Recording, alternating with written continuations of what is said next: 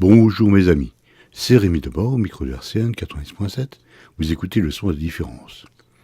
Je suis très heureux de vous retrouver nombreux à l'écoute des Trois Coups, la seule émission qui programme des pièces radiophoniques au temps de la TSF. Imaginez une auberge de prestige dans un authentique château du 18e.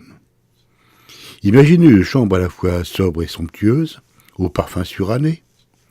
Imaginez un voyageur de commerce qui a trouvé le repos dans ce lieu vénérable.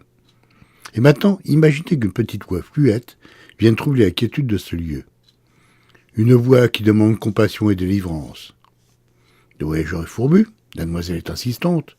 Forcément, inévitablement, le dialogue va tourner au vinaigre.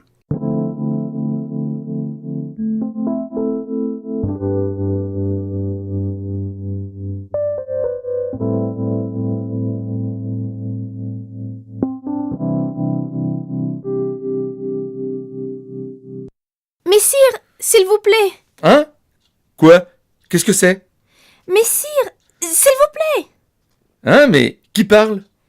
Par ici, messire, par ici. Mais où vous êtes planqué, mon Dieu? Ici, dans le coin de la cheminée.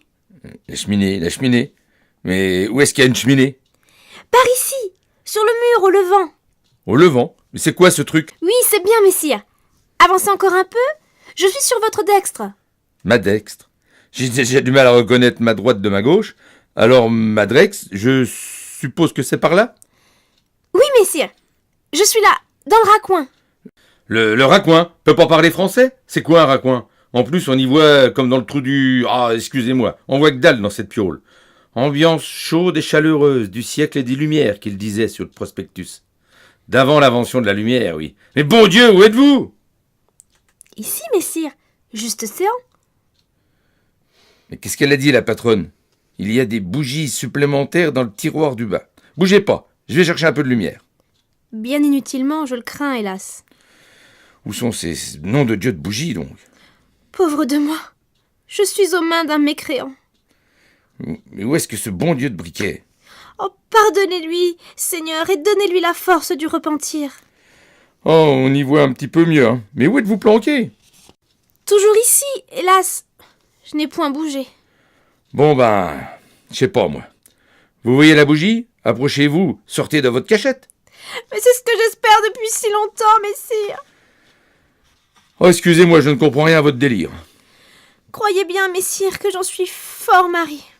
Et d'abord, qu'est-ce que vous foutiez dans ma piole? Vous êtes sûrement charmante, mais la journée était dure, et celle de demain sera sans doute encore pire. Alors je voudrais bien prendre quelques heures de sommeil.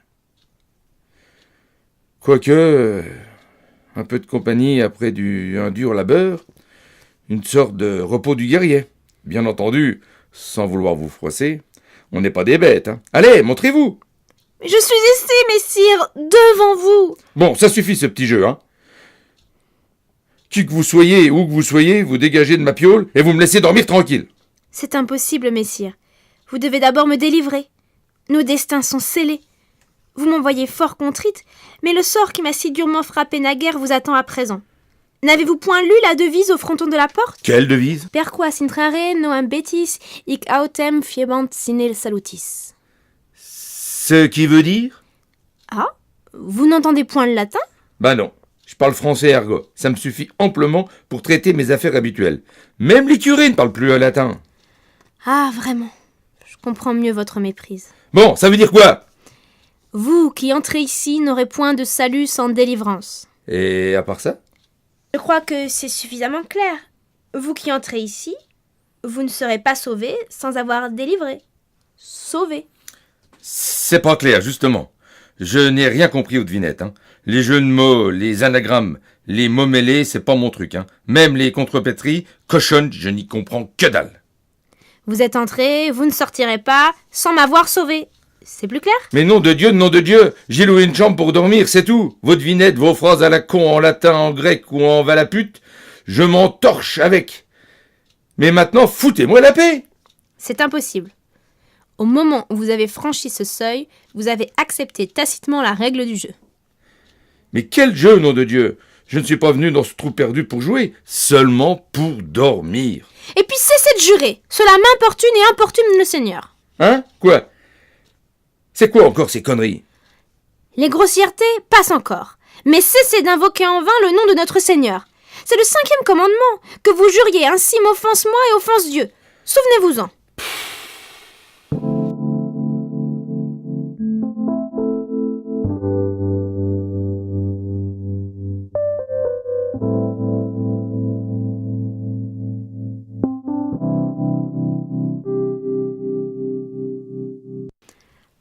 Maintenant que vous avez pleinement connaissance de la situation. Mais on de... Oh, messire!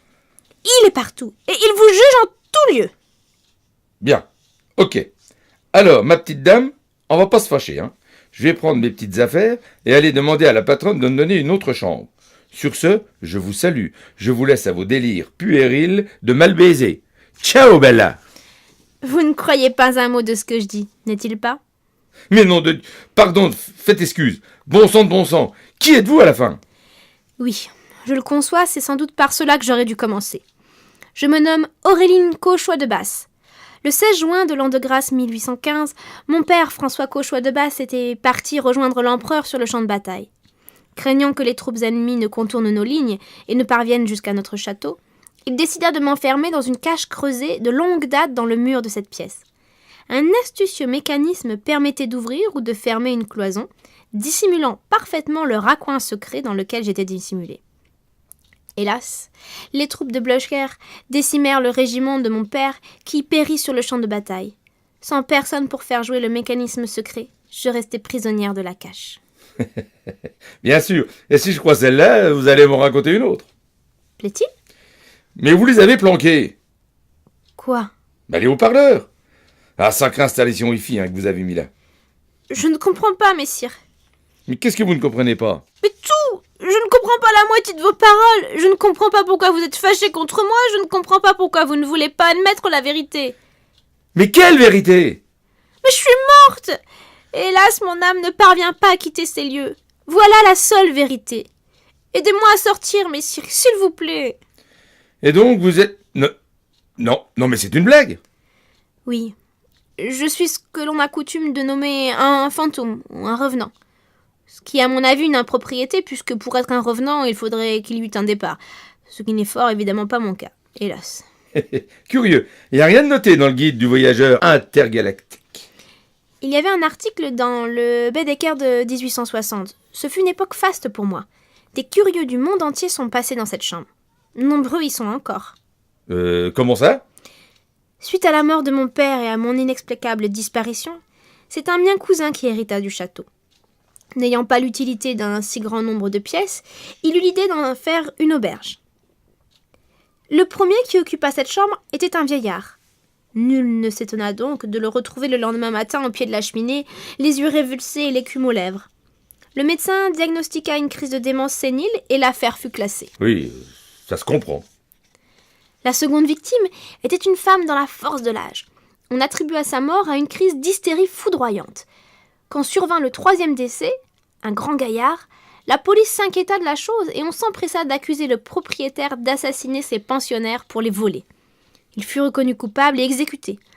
L'auberge resta à l'abandon plusieurs années avant d'être vendue à l'encan. Pour une poignée de chic, je suppose. Les nouveaux propriétaires jugèrent plus prudent de condamner cette pièce à la réputation délétère. Mais une tête brûlée de la ville voisine s'était mise en tête de résoudre le mystère. Il fit tant et plus pour se faire admettre ici avec force outils, filtres, grimoires et accessoires. On le trouva au matin bredouillant de vagues paroles au sujet de la délivrance d'une âme avant de sombrer dans un coma définitif. Un philosophe de passage tira la leçon de cette expérience en faisant graver la phrase latine au-dessus de la porte. Vous devriez écrire des romans. Je connais un éditeur. Mais vous ne me croyez toujours pas? Mais j'ai un peu de mal avec les légendes. Moi, je suis très terre-à-terre. Je ne voudrais surtout pas vous forcer la main en quoi que ce soit. Je suis ce que je suis.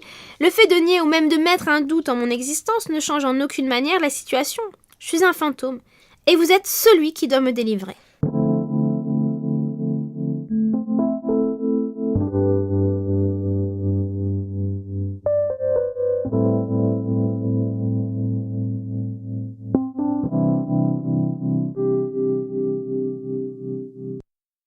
Ok, faisons comme si, du moment que vous me fichez la paix. Ah, cela me suffira pour l'heure. Excusez-moi. D'habitude, les fantômes ont un grand drap blanc sur la tête et des chaînes aux pieds, alors forcément... Vraiment? Que voilà donc une étrange coutume? Oui, mais ils sont généralement anglais. Ceci explique cela. Ah, ces Anglais. De drôles de corps, vous ne trouvez pas? Peut-être. Donc, vous êtes invisible. Mais pas du tout! Je suis bien visible! Sandra Nichen! Je porte une petite robe d'après-midi toute simple, qui certes mériterait un sérieux coup de fer. Je vous le concède. Non, en tout cas, moi je vous vois pas. Certes! Et pourtant, il suffirait de bien peu pour que vous me vissiez. Ouvrez cette porte. La porte, bien sûr, la porte. Mais j'ai beau regarder partout, je ne vois pas cette nom de... Pardon, bon sang de porte. Bien sûr, mais c'est une porte dissimulée. L'architecte qui l'a conçue était un véritable artiste. Un mécanisme remarquable et pourtant d'une simplicité biblique.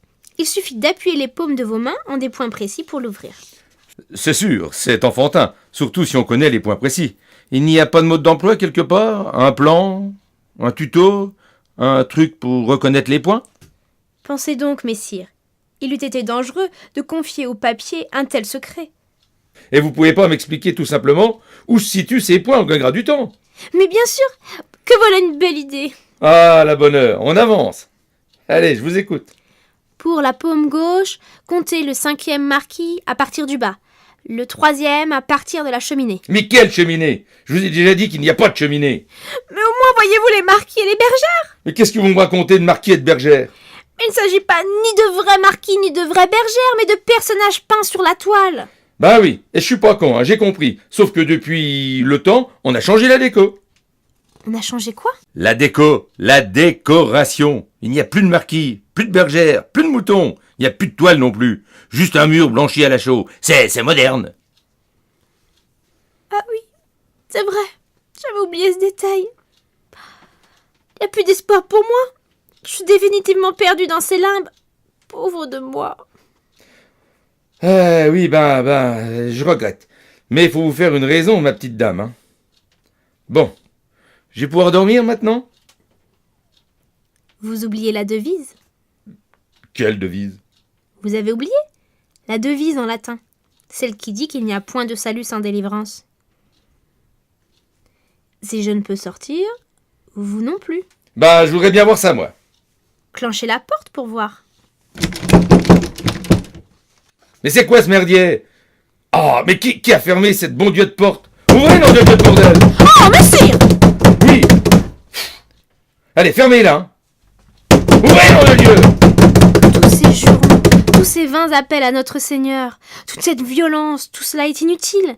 On ne vous entendra point. Votre sort est scellé au mien. Délivrez-moi et vous serez délivrés. Sinon, acceptez votre sort comme j'accepte le mien. Et comme moi, espérez qu'un jour prochain vous délivrera. On nous délivrera. Tous. Ouvrez, nom de Dieu, je vous préviens, je vais défoncer la porte! C'est inutile. Personne ne viendra. Mais qu'est-ce que vous racontez, pauvre folle?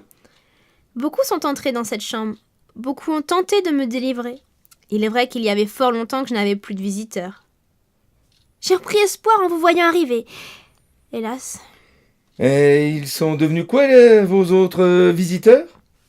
Ils ont échoué à ma délivrance. Leurs âmes me tiennent compagnie. Et ils espèrent qu'un jour... Ouvrez, nom de Dieu, laissez-moi sortir! Pardonnez-lui, Seigneur, parce qu'il ne sait pas ce qu'il dit. Bon, ok, ça suffit. Je vais l'ouvrir, cette bon Dieu de porte, hein. Rien que pour vous la fermiez. Je ne vais pas passer l'éternité avec une grenouille de bénitier hystérique qui me rappelle à l'ordre à tout bout de champ. Hein. Je vais défoncer la porte, nom de Dieu, de cette porte secrète. Poussez-vous, restez pas derrière. Ah, mon épaule! Comme disait maman, c'est le petit Jésus qui vous a puni. C'était Le fantôme et le voyageur, une pièce radiophonique de Rémi Devor avec Le fantôme Émilie Tessier, le voyageur Jean-Marie Barlier. Le scénario, les dialogues et musique additionnelle étaient de votre serviteur. Bruitage, mixage et mise en boîte, rdb-com. C'est une coproduction RCN et Nerea Édition. Et voilà, c'est fini, vous pouvez retourner au boulot, ou rallumer la télé, ou continuer à écouter le son de la différence sur RCN 90.7. D'ici quelques jours, vous pourrez retrouver cette émission en podcast sur notre site www.rcn-radio.org ou sur Nerea, www.nerea.com. Je vous souhaite une bonne fin de week-end, mais je ne vous donne pas rendez-vous le mois prochain. Après 6 ans et 58 pièces radiophoniques, je range mes micros et je baisse le rideau rouge. Il n'y aura pas de saison 7. Je vous remercie toutes et tous qui m'avaient suivi pendant toute cette année. Je remercie également toutes les comédiennes et tous les comédiens amateurs, certes, mais ô combien talentueux, qui ont bien voulu partager l'aventure avec moi. Je ne les citerai pas parce que j'ai peur d'en oublier, mais ils restent à jamais dans mon cœur pour leur bonne volonté, leur indulgence et leur enthousiasme. C'était Rémi Debord pour RCN. Je vous rends l'antenne, à vous les studios. Générique de fin.